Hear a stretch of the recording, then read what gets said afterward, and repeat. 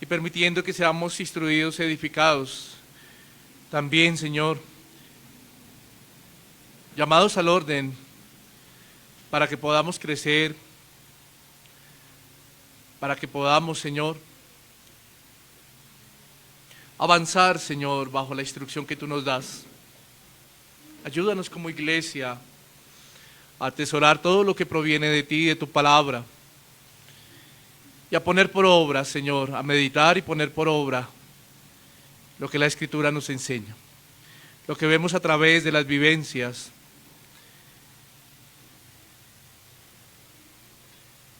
de la iglesia, de estos hermanos allí en el primer siglo. Ayúdanos, Señor. Haz uso de mi vida y que la gloria sea para ti y ten misericordia de mí, Señor. Te alabamos y en Cristo Jesús oramos. Amén.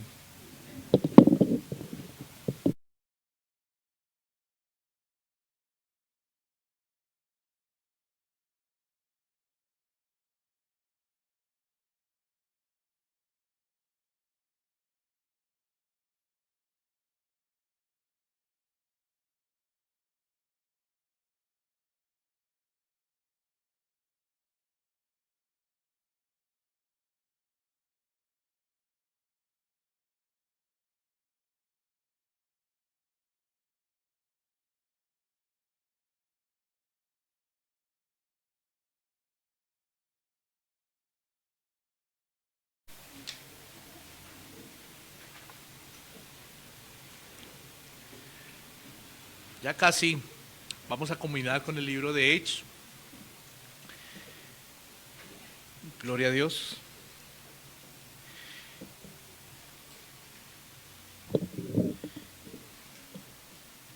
Pablo está ante Félix, gobernador de Judea hasta ese entonces.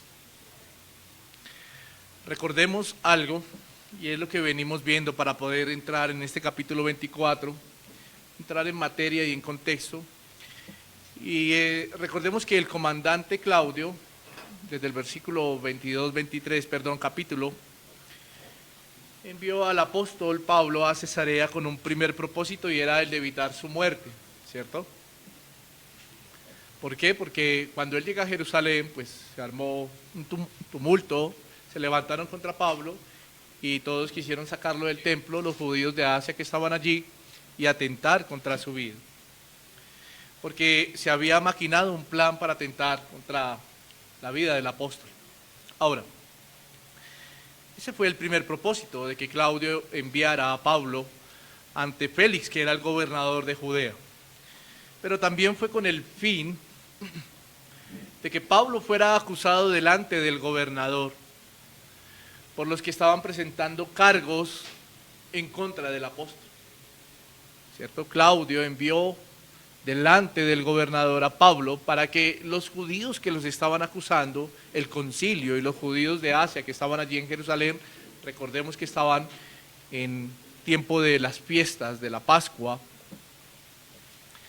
que estos hombres fueran delante del gobernador para presentar todos los cargos que estaban levantando contra el apóstol Pablo.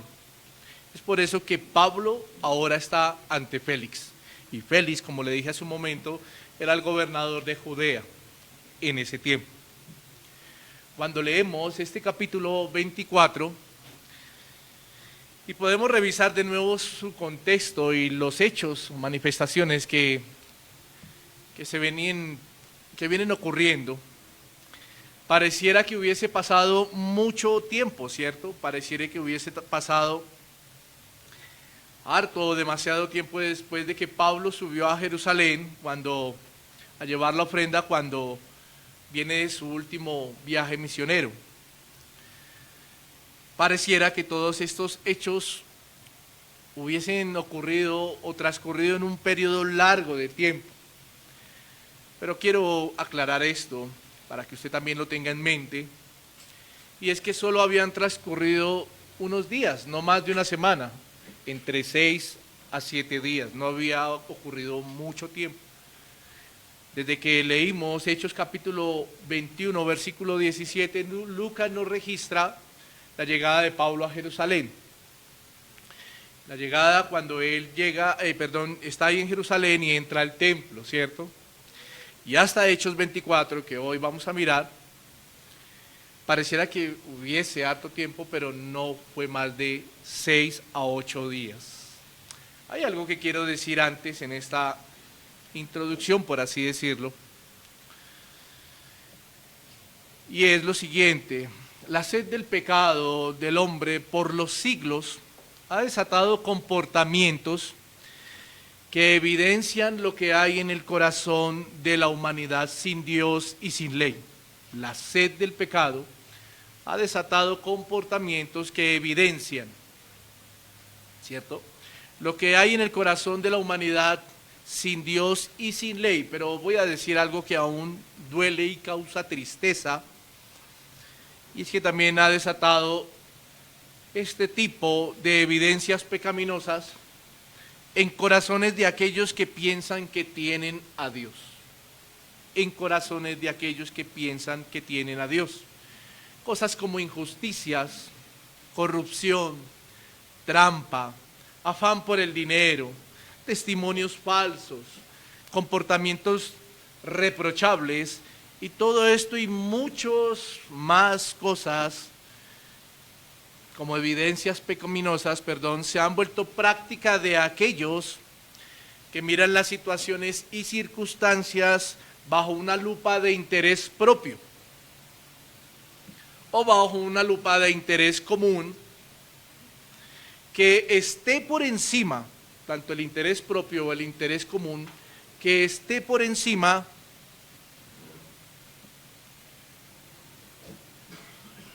de lo que aquellos perciben como amenaza para sus creencias y o pensamientos.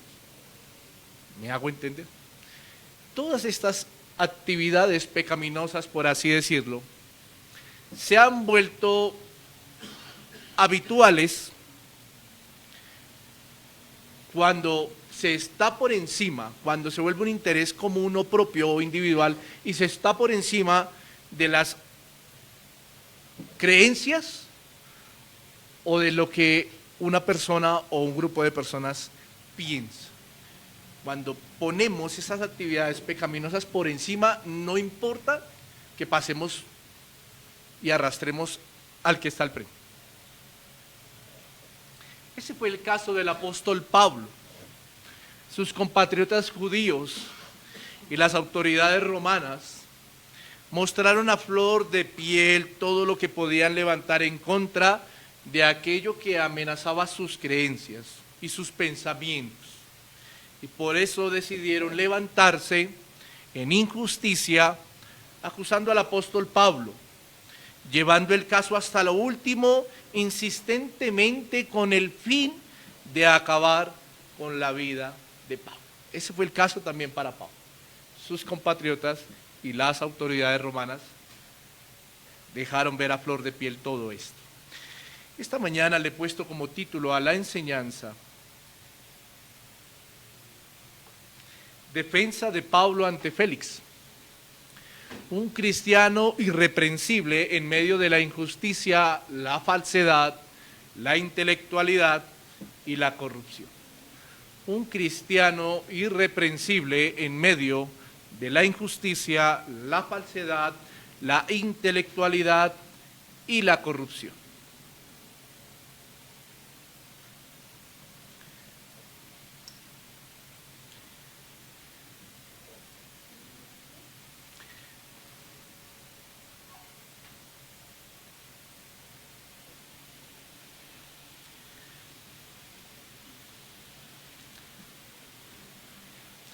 En el versículo 1 del capítulo 24 vemos otro tipo de plan que se fraguó para asegurar una condena en contra de Pablo. Quiero que lo miremos y vamos a leer otra vez el versículo 1 de este capítulo.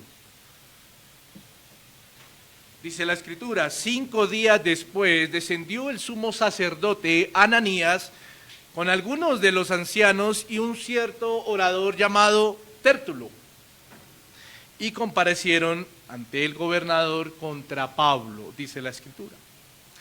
Lucas Como testigo ocular y presencial, narra que a Cesarea llegó Ananías. Recordemos que Ananías, para las personas que quizá hoy nos escuchan por primera vez y de pronto no tienen el contexto, Ananías era el sumo sacerdote en Jerusalén en este momento y el representante del Sanedrín que mandó a bofetear a Pablo, ¿cierto?, cuando éste estaba presentando defensa delante del concilio. Eso ya lo vimos. Y Ananías, dice Lucas, que llega con otros ancianos, y según lo que acabamos de leer en el versículo 1. Y también dice Lucas que llega con un orador llamado Tértulo. Aquí lo interesante, y en el texto lo vemos más adelante en el versículo 18, 19 y 20, aquí lo interesante es que aquellos judíos de Asia que acusaron a Pablo cuando estaba en el templo e incitaron la revuelta en contra del apóstol, no aparecen. Nota que Lucas dice que estaba Ananías, algunos ancianos y un orador. Estos judíos de Asia no aparecen, no van hasta Cesarea. Y recordemos que no había pasado más de 5, 6 a 8 días. Por lo tanto, es posible que estos judíos aún estuviesen en Jerusalén. El ánimo estaba caliente entre los del concilio y ellos fraguaron un plan para que la acusación en contra de Pablo cogiera mayor peso y fuera más creíble. Ellos fraguaron un plan. ¿Y cuál fue ese plan? Ellos deciden contratar, entiéndame esta palabra, contratar, por así decirlo. Ellos deciden colocar a un orador. La Biblia de las Américas, o la versión de la Biblia de las Américas, lo llama abogado. Los que tienen la versión lo pueden corroborar. Lo llama abogado, a lo que quiere decir dos cosas principalmente. La primera es que el término orador quiere decir retor, ¿cierto? Quiere decir retor, de donde proviene la palabra retórica, por lo que se puede concluir que Tértulo era un hombre que usaba muy bien sus palabras y tenía una muy buena conversación. ¿Una buena qué? Retórica. Lo segundo, mirando el término de abogado, es porque al parecer Tértulo era un judío helenista que provenía de Roma y conocía muy bien las leyes y las autoridades romanas. Entonces note lo que había en el pensamiento de los ancianos de Ananías y los que estaban en el concilio. Poner a alguien que fuera de agrado y que conociera ¿a quién? Al gobernador, y que fuera de agrado para el gobernador.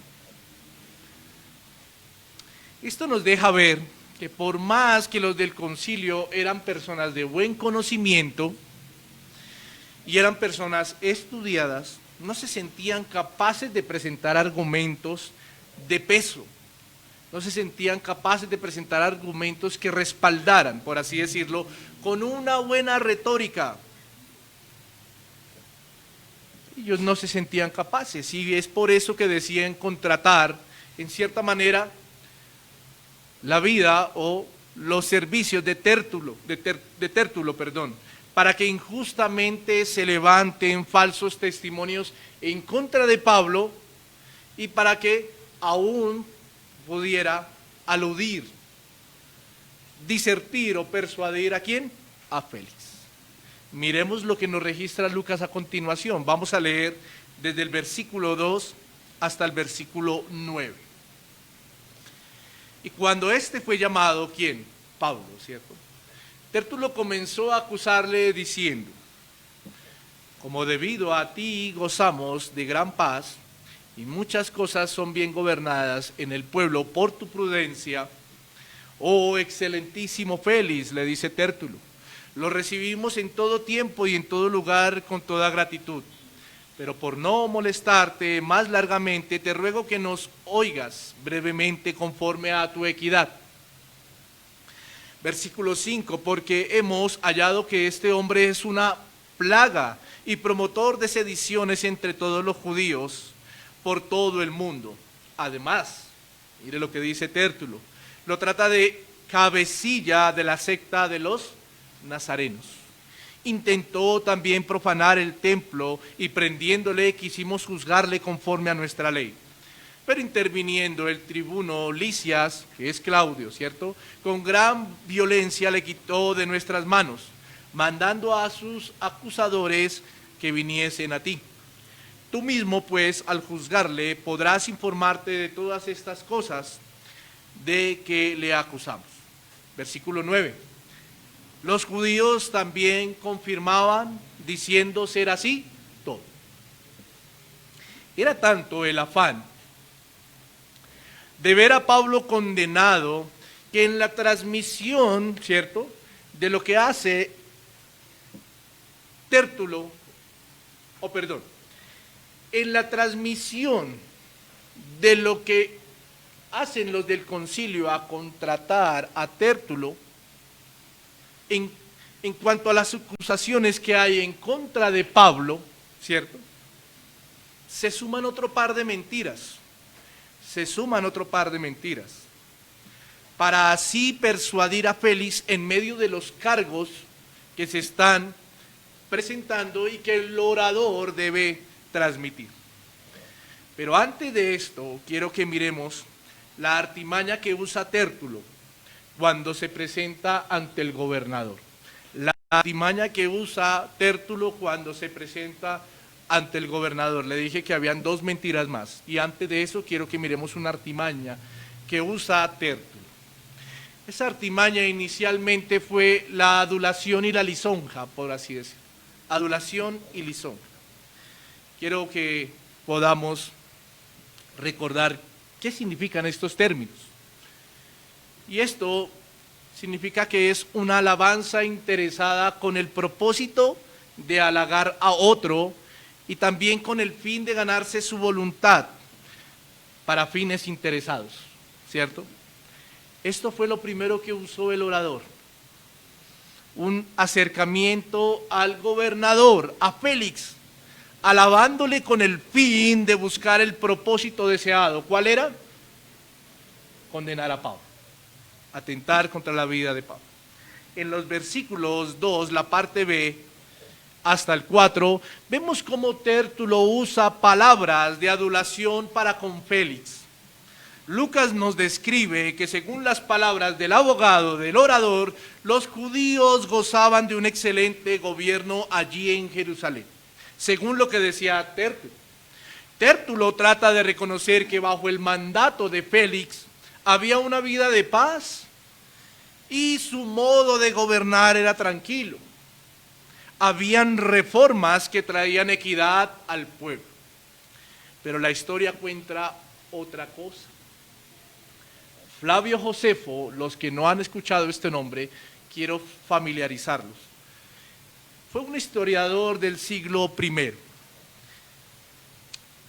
En un libro de la vida de Flavio, él narra que Félix, el gobernante hasta él entonces de Judea para el año 51 después de Cristo, narra que Félix era un perseguidor de los judíos, que era un hombre cruel, que era un hombre inmoral y que también era un hombre avaro. Lo podemos ver ahí en este capítulo 24 y más tarde o en un momento vamos a tocar esto. Pero además de eso, sus reformas en su gobierno, lo único que querían sacar era provecho económico del pueblo para así él llenar sus arcas. Esto cuenta Flavio Josefo, el historiador. Cualquier parecido con la realidad, ¿no? Por lo tanto, todo lo que está narrando Tértulo hacia Félix eran lisonjas, eran adulaciones, usando palabras como la que vemos en el versículo 3, excelentísimo, que aunque era costumbre referirse así a las autoridades romanas, por el contexto que Lucas nos está narrando, sabemos que no dejó de ser un término con el ánimo de alabar y exaltar a un hombre para que él pudiera ver bien la queja que estaba presentando Tértulo, ¿cierto? Entonces eso fue lo primero. Lo segundo, la falsedad. Recordemos que estamos viendo las artimañas que usó Tértulo. La lisonja, ¿cierto? La adulación. Y lo segundo, la falsedad. En el versículo 5 encontramos 3 cargos de más contra Pablo. 3 cargos de más contra Pablo en el versículo 5. ¿Por qué digo de más? Como bien se sabe y lo aprendimos en sermones pasados y además lo que venimos viendo del libro de Hechos, recordemos que había solo 2 cosas por las cuales Pablo estaba siendo acusado por parte de los judíos. Solo 2 cosas. La primera, hablar contra el templo y contra la ley judía.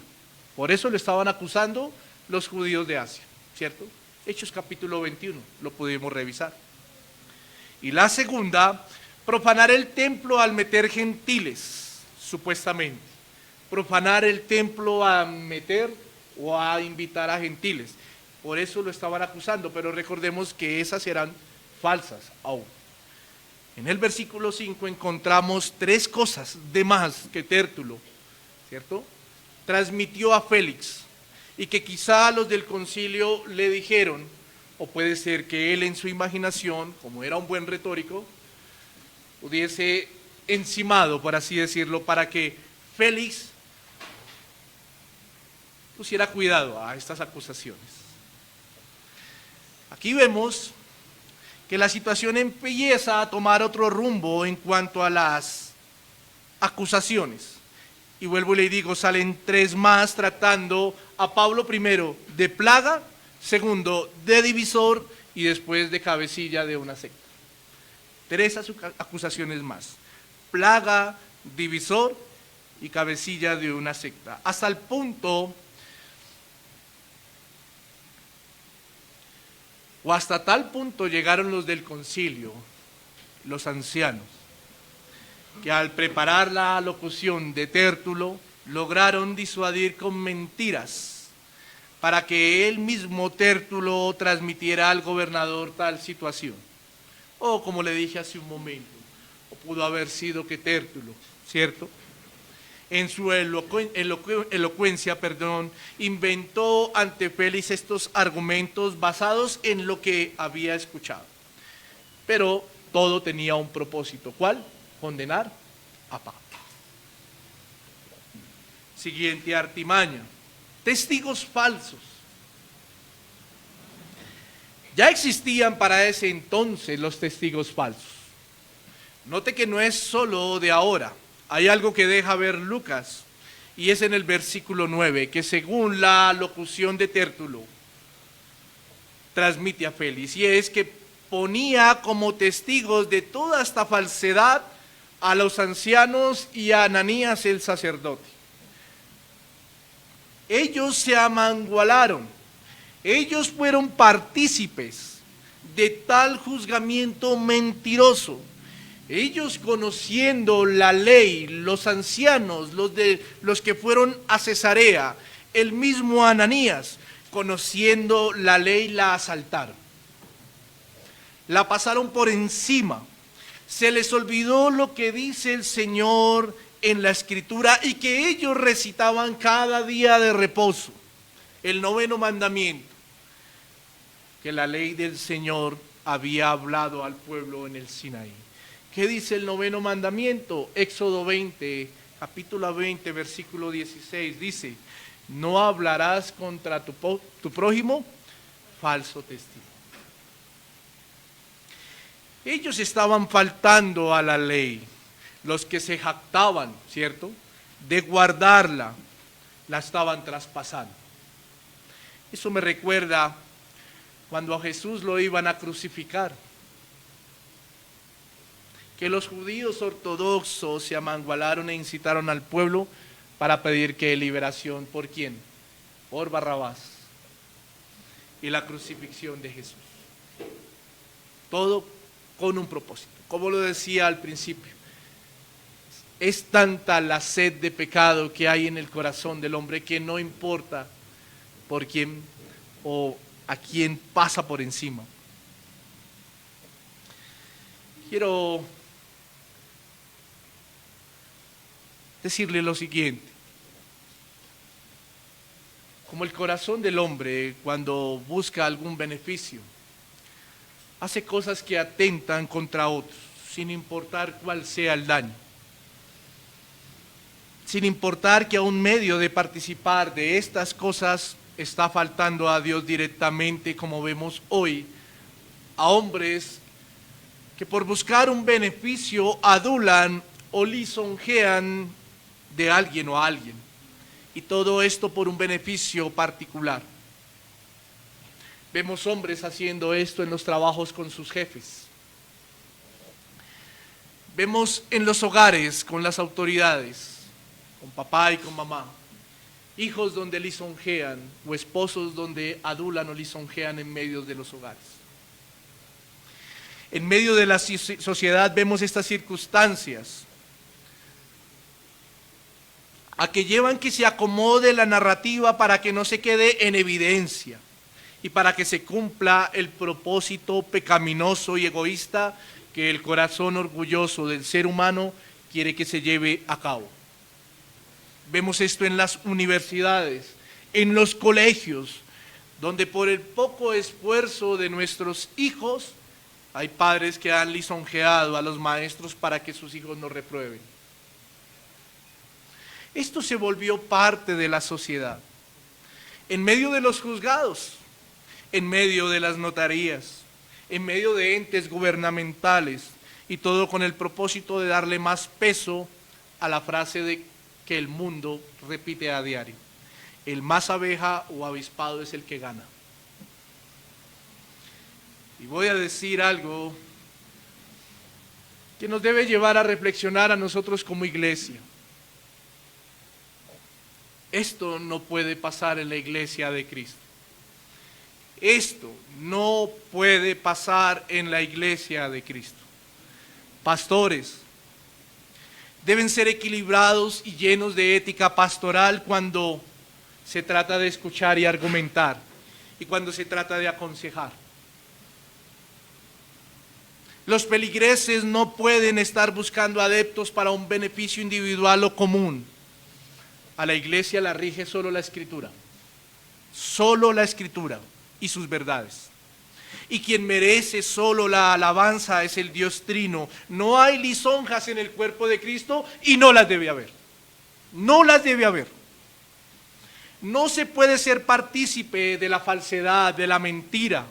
No, eso no puede pasar en el cuerpo de Cristo.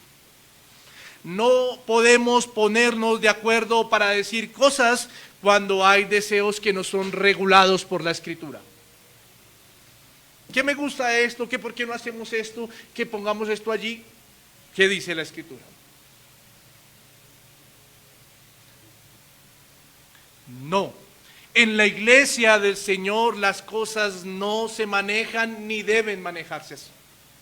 No puede haber testigos falsos, porque si aún en el peor de los casos, voy a poner un ejemplo, una pareja de esposos, tanto el uno como el otro sabiendo la verdad, pero se amangualan para que su pareja no quede en vergüenza o no se ofusque, nos volvamos testigos falsos. Estaríamos atentando contra el Señor, sin importar que sea mi esposo o mi esposa. Estaríamos atentando contra el Señor. Así mi esposo o mi esposa estén haciendo las cosas mal y yo me amangualo, estaría siendo partícipe de eso indirectamente cuando callo. Sería igual a un pecador o sería igual a él como pecador porque no le estoy reconviniendo como enseña la Escritura. Mi hermano, mi hermana, en la iglesia de Cristo no puede haber lisonjas, no puede haber adulaciones, no podemos convertirnos en testigos falsos, ni tampoco debe haber falsedad. No. así su pastor sea el más dulce, el más tierno, el más amable, el más bonachón, no puede haber el pensamiento de que pesar con él cuando esté haciendo algo mal, porque seríamos partícipes de su pecado. No. La iglesia de Cristo debe estar regida. Óigame bien, la iglesia de Cristo debe estar regida por la verdad y nada más que la verdad. Nada de lisonjas, nada de adeptos, nada de adulaciones, nada de falsedades, nada de amangualarse, porque nuestro deber primero es para con Dios. Primero es para con Dios. Mi obediencia primero es para con Dios y no para los hombres. Bajo esto que acabamos de decir y bajo esto que vimos en los primeros 9 versículos, vendría la siguiente pregunta. ¿Cómo debe actuar un verdadero hijo de Dios en medio de estas circunstancias? ¿De cuáles? De las artimañas. ¿De cuáles? De las adulaciones. ¿De cuáles? De las lisonjas, de las falsedades, de los testigos falsos. ¿Cómo debe actuar un verdadero hijo de Dios en medio de estas circunstancias? Lucas narra las palabras que emitió el apóstol Pablo en su defensa desde el versículo 10 hasta el versículo 21. Pero quiero comenzar concentrándome en el versículo 16 para poder argumentar lo que estamos haciendo y lo que debe tener como características un verdadero hijo de Dios en medio de estas circunstancias. ¿Qué dice el versículo 16 del capítulo 4? Y por esto decía el apóstol Pablo, ¿a quién? A Félix y a los que estaban alrededor. Y por esto procuro tener siempre una conciencia sin ofensa ante Dios y ante los hombres. Cuando Pablo usa la palabra conciencia sin ofensa, hace referencia a una conciencia limpia, y creo que hace poco tuvimos una enseñanza sobre una buena o una limpia conciencia, ¿cierto? Hace referencia, cuando Pablo hace uso de esta frase, hace referencia a una conciencia irreprensible. Por lo tanto, ¿qué quiere transmitir el apóstol Pablo? Lo que quiere tratar de dejar es que se trata de tener, o un hijo de Dios debe tratar de tener un comportamiento sin tacha, irreprochable, impecable, sin fingimiento, sin mentira. Y esta debe ser la respuesta a la pregunta que acabamos de hacer. ¿Cómo debería comportarse un hijo de Dios en medio de estas circunstancias? Así debe tratar de actuar un hijo de Dios. Note que Pablo en el versículo 16 dice, y por esto procuro. Entendía la responsabilidad que recaía sobre él. Y por esto procuro tener siempre una conciencia sin ofensa ante Dios y ante los hombres. Un hijo de Dios debe tratar de actuar de esta manera. En medio de un mundo donde se viven injusticias y falsedades, en medio de un mundo donde vivimos o compartimos con gente que practica a diario pecados, practica, vuelvo y digo, a diario pecados que atentan. Un hijo de Dios debe tratar de vivir una vida de manera irreprensible e irreprochable. A un hijo de Dios no es que no tenga pecado, como siempre lo hemos dicho, pero un hijo de Dios, en medio de estas circunstancias, se le debe reconocer porque no deberíamos que reprochar. Se le debe reconocer porque no deberíamos levantar algo en contra de él. Irreprensible debería de ser. Durante su defensa el apóstol Pablo, por eso comencé con el versículo 16, durante su defensa el apóstol Pablo nos deja ver algunas características de su irreprensibilidad. Versículo 10, leamos. Habiéndole hecho señal el gobernador a Pablo para que hablase, éste respondió: porque sé que desde hace muchos años eres juez de esta nación, con buen ánimo haré mi defensa. Oiga, noten, hagamos un paralelo. ¿Notaron las palabras de Pablo con las de Tértulo? Hubo lisonja, hubo adulación, hubo respeto, pero hubo adulación. Pablo tuvo honestidad al hablar. Después de que terminó de hablar Tértulo, Félix el gobernador hace una seña para que Pablo emitiera su defensa. Y note que Pablo no usó la misma artimaña inicial que usaron los del concilio por medio del orador Tértulo, del abogado, con sus adulaciones. Pablo podía haberlo hecho, más cuando era ciudadano romano, ¿cierto? Y conocía muy bien las leyes del imperio. Pablo tenía todo este conocimiento, pero sus palabras fueron honestas y fueron directas. Reconociendo la autoridad, tuvo respeto por Félix como juez, independientemente de su comportamiento en la tarea como gobernador. Pablo sí sabía que Félix como gobernador no era lo que estaba diciendo Tértulo. Pablo era testigo que a los cristianos los perseguían. Pablo era testigo que las reformas de este gobernador atacaban al pueblo. Y Pablo pudo haber dicho algo en contra del gobernador, ¿cierto? Pero independientemente de cómo gobernaba Félix, Pablo usó palabras honestas y directas. Y así deben ser nuestras palabras. Así deben ser las palabras de un hijo de Dios, honestas y directas. Versículo 11 y 13. Mire lo que dice la Escritura. Como tú puedes cerciorarte, no hace más de 12 días que subí a adorar a Jerusalén y no me hallaron disputando con ninguno, ni amotinando a la multitud, ni en el templo, ni en las sinagogas en la ciudad, ni en la ciudad. Ni te pueden probar las cosas de que ahora me acusan. Que tuvo de primeras honestidad, palabras honestas. Que tuvo de segundas transparencia. Pablo llamó a Félix.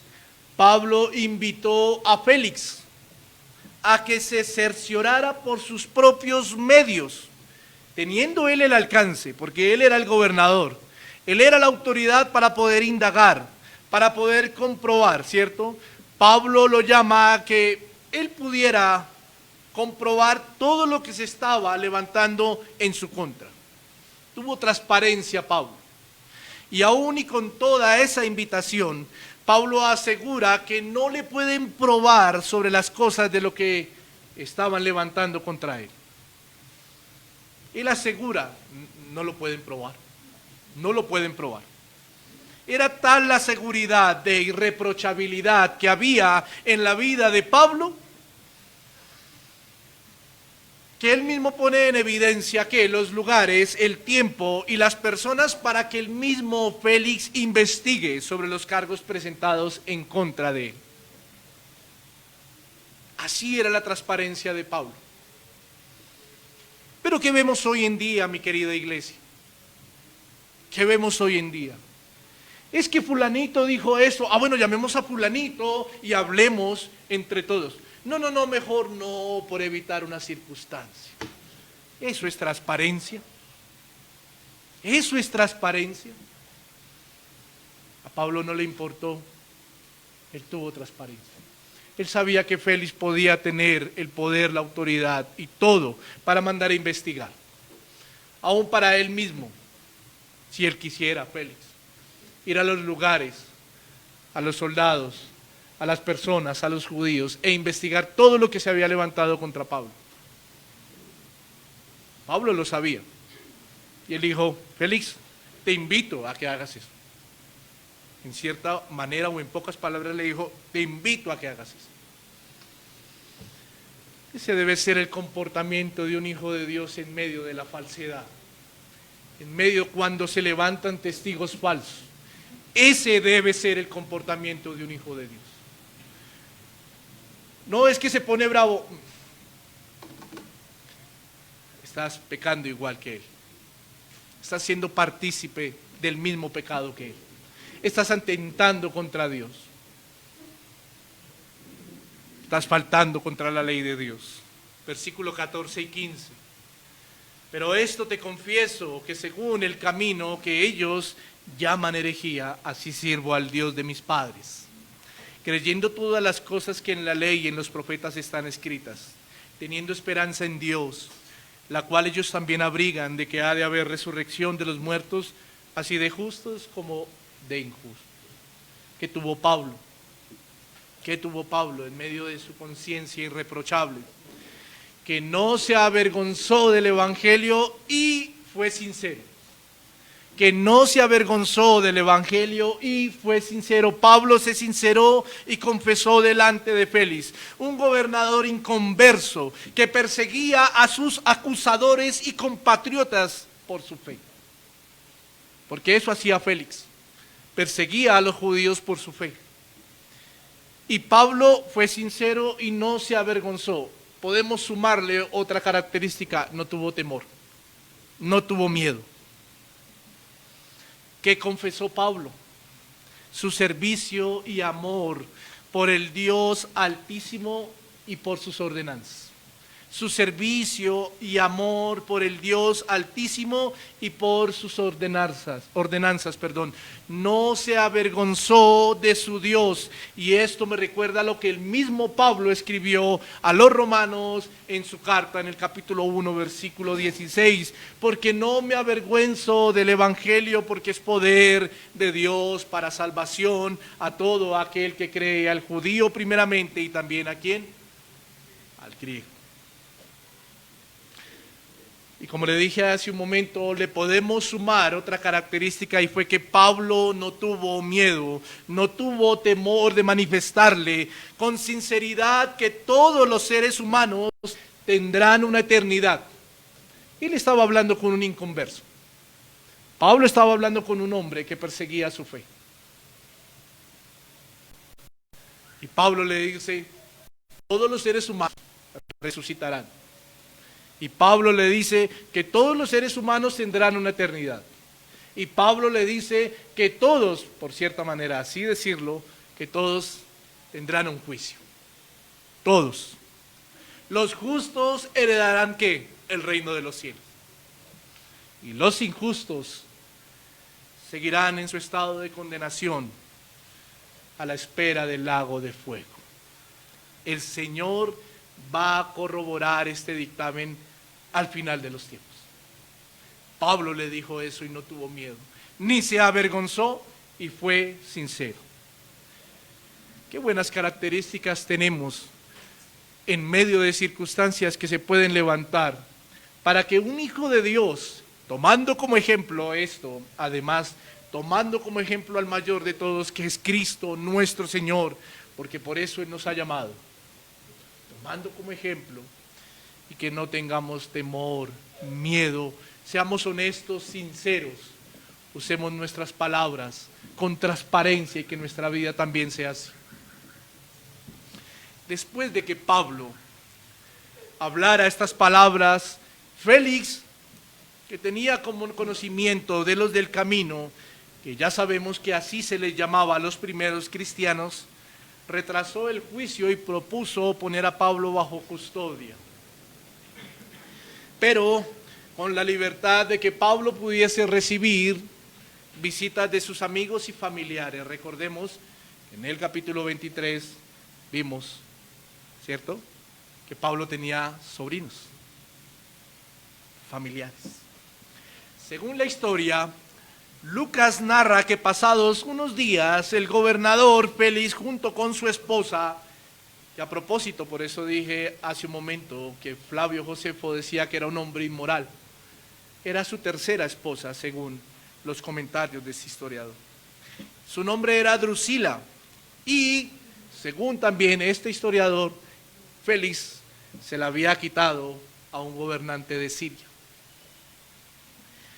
Félix y Drusila visitaban a Pablo y le oían lo que el apóstol les transmitía. ¿Y qué les transmitía el apóstol? Era sobre la fe en Jesucristo. Pablo les predicaba el Evangelio. Y aquí podemos ver en los versículos 24 y 26 otro problema más que se presenta en la vida del ser humano y que se presentó en la vida de Pablo. ¿Cuál fue? Primero hablamos de la falsedad y primero hablamos ¿de qué? ¿De cuál? La injusticia. Ahora se presentaron otras dos circunstancias que muy a menudo, ¿cierto? Muy a menudo se ven hoy en día. ¿Cuáles fueron? El intelectualismo y la corrupción. El intelectualismo y la corrupción. Vamos a leer del versículo 24 al 26. Note, algunos días después, viniendo Félix con Drusila, su mujer, que era judía, llamó a Pablo y le oyó acerca de la fe en Jesucristo. Pero al disertar Pablo acerca de la justicia, del dominio propio y del juicio venidero, Félix se espantó y dijo: ahora vete, pero cuando tenga oportunidad te llamaré. Versículo 26. Esperaba también con esto que Pablo le diera dinero para que le soltase, por lo cual muchas veces lo hacía venir y hablaba con él. ¿Sí puede ver ahí estas dos circunstancias? ¿Sí puede ver el intelectualismo y la corrupción en la vida de Félix y de su esposa? ¿Por qué iba Félix inicialmente a donde Pablo? ¿Por qué iba? Porque él estaba esperando que Pablo le diera ¿qué? Dinero. Algo que podríamos llamar como una ¿qué? Fianza. Dinero para que Pablo quedara libre. Pero ya vimos unas características de lo que un corazón irreprensible debe tener: honestidad, transparencia, sinceridad. Lógico, y sabemos usted y yo, y la historia de igual quedó así. Pablo no iba a hacer eso. Y un hijo de Dios no debe hacer eso. Esto me recuerda a algo que se ve muy a menudo y se ve a diario.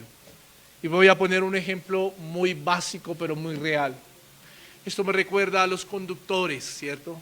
Cuando vamos en los carros y nos para la autoridad y sabemos que hemos cometido alguna infracción.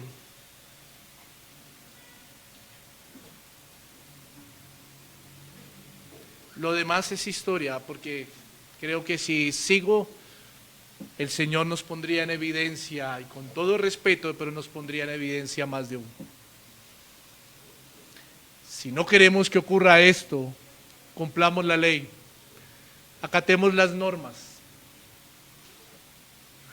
para que nuestra vida no se vea tentada a tener que usar la corrupción con el fin de sacar un provecho que pueda que no sea más costoso, pero que altera y que traspasamos las normas, no solo ciudadanas, sino la ley del Señor. Pablo no iba a hacer eso. Félix estaba esperando eso. Corrupción había en la vida de Félix. Era un hombre corrupto y, como lo dije al principio, sus características eran que era un hombre avaro. Y en sus reformas él sometía al pueblo para sacar más dinero del pueblo y que sus arcas se llenaran. ¿Qué tipo de reformas, no? Y aquí vemos reflejado esa característica de Félix, la avaricia. Pero también vemos reflejado el comportamiento de un hijo de Dios. Pablo no fue partícipe de la corrupción. Pablo no fue partícipe de estos hechos bochornosos que a diario, vuelvo y digo, a diario atentan contra la vida de todo hijo de Dios y que es el pan diario de la humanidad. Ustedes y yo lo sabemos. El dinero es, o el amor al dinero, como dice Pablo en la carta a Timoteo, es el comienzo de todos los males. De todos los males. También vemos otro problema aquí, fue la intelectualidad. Ay, qué cosa tan bárbara es esto. Qué cosa tan dura es esto. Félix iba con Drusila, Pablo les predicaba el evangelio, pero noten que no era por poco tiempo. Además, finalizando el capítulo, hubo 2 años más que Pablo estuvo encarcelado y que Félix dejó su gobierno para dar paso a otro gobierno. Pero no podemos asegurar que durante estos 2 años, pero sí podemos decir que en muchas ocasiones Félix fue con Drusila. ¿A qué? A escuchar a Pablo, a escuchar a Pablo. a escuchar a Pablo, a escuchar a Pablo. Y aquí viene una muy buena pregunta. ¿Félix fue un hombre converso? Primero, el Señor no lo quiso así. En la voluntad del Señor no estaba así. Pero segundo, él tuvo acceso al Evangelio y su corazón estaba duro, estaba cerrado totalmente. ¿Por qué? Porque en sus ojos y en su corazón estaba el interés de recibir dinero. Y el intelectualismo es algo que agobia hoy en día a la iglesia y a la humanidad. Personas que conocen el Evangelio, personas que conocen las doctrinas de la Escritura, pero sus corazones duros. Sus vidas no reflejan a Cristo. No reflejan a Cristo. No hay misericordia, no hay bondad. No estoy diciendo que aplaudamos el pecado de todo el mundo, pero lo que sí estoy diciendo es que mostremos a Cristo con nuestros comportamientos. Estudiemos, instruyámonos. Eso es notorio para la iglesia. La Biblia nos enseña que debemos escudriñar las Escrituras. Eso nos enseña el Señor. Que lo conozcamos a través de las Escrituras. Que conozcamos su naturaleza, su carácter. Tengamos una comunión estrecha con Él. Eso nos lo enseña el Dios a través de las Escrituras. Pero que reflejemos lo que estamos sacando de Él a través de la Escritura. Hace poquito dije esto y vuelvo y lo voy a repetir. ¿De qué nos sirve aprendernos todas las doctrinas y toda la Escritura si no vivimos ni siquiera un versículo? Ni siquiera un versículo. Félix, como su esposa, estuvieron de frente con el Señor. Escucharon de Cristo, pero su propósito era otro. Su propósito era otro. Recibir dinero. Pero al escuchar quizá también se llenaron de intelectualismo y no recibieron a Cristo. No recibieron a Cristo. Y viene la pregunta que nos hicimos en la primera parte, y es: ¿cómo responde un hijo de Dios ante eso? ¿Cómo responde un hijo de Dios ante eso? Versículo 27. Pero al cabo de 2 años recibió Félix por sucesor a Porcio Festo. Y queriendo Félix congraciarse con los judíos, dejó preso a Pablo. ¿Cómo responde un hijo de Dios ante esto? ¿Cómo? Y querido hermano, con paciencia y con firmeza, con el Evangelio. Así responde un hijo de Dios cuando hay esto. ¿Qué hacía Pablo? Drusila, Félix lo visitaban. ¿Y qué predicaba él o qué les hablaba a él? El Evangelio. Cristo, Cristo, Cristo. Y ese mismo Cristo le dio a Pablo la paciencia y la firmeza para que él se quedara encerrado ahí 2 años. 2 años acusado con cargos que no eran verdaderos. 2 años, inocente. Pero el Señor le había prometido a Pablo que lo iba a llevar ¿a dónde? A Roma. ¿Sí se acuerdan? Y Pablo se esperanzaba en las promesas del Señor. Paciencia y firmeza, mis queridos hermanos, es lo que debemos tener los hijos de Dios. Y ese es el resultado cuando Cristo está en nuestras vidas. Ese es el resultado cuando en medio de un mundo lleno de corrupción, lleno de gobernantes que quieren someter al pueblo con reformas, en donde el pueblo se ve golpeado. Esa debe ser, la paciencia y la firmeza deben ser características de un hijo de Dios en medio de situaciones donde nos exponemos a actos bochornosos, donde nos exponemos a intelectualismos, cuando el hombre quiere pasar por encima de otros. Paciencia y firmeza. El resultado de que Cristo esté en nuestras vidas. Paciencia y firmeza. ¿Por qué? Porque en este mundo el Señor sí prometió algo. Y lo hemos dicho y lo volveremos a decir. Persecución. Señalamientos por causa de su nombre. Pero déjeme decirle algo. La esperanza de Pablo, así como debe ser la de un hijo de Dios, es que algún día podremos gozar de todo lo que nos va a traer su encuentro y cuando estemos cara a cara con Él. Esto es pasajero. Aquí viviremos actos que podrán tentar y atentar contra nuestra vida, pero esto es pasajero. Mantengámonos firmes, irreprochables, mis queridos hermanos. No caigamos en las trampas del pecado y en lo que el mundo quiere traer. No traigamos el mundo a la vida cristiana, a la iglesia. No entremos en adular, no entremos en ser testigos falsos, en caer en mentiras. No entremos aún en actos corruptos. En la iglesia de Cristo no debe haber esto. Que esta conexión me sale más barato por aquí porque así me evito. No, si es trampa, no. No. Que si es de segunda, que es que me robaron el repuesto. No, es de segunda, no. No podemos caer en actos bochornosos. La iglesia de Cristo debe ser irreprochable, irreprensible.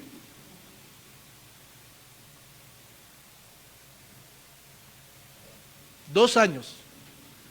Y sumémosle los 7 días o los 12 días que Lucas narró ahí. 2 años, 12 días. Pablo fue paciente. Pablo tuvo una conciencia irreprochable, buena, limpia. Y no se levantó. Ni cayó en las trampas del pecado. Y esto pasa en la vida de una persona cuando Cristo está en su corazón. Cuando Cristo está en su corazón. Mis queridos hermanos, que el Señor nos ayude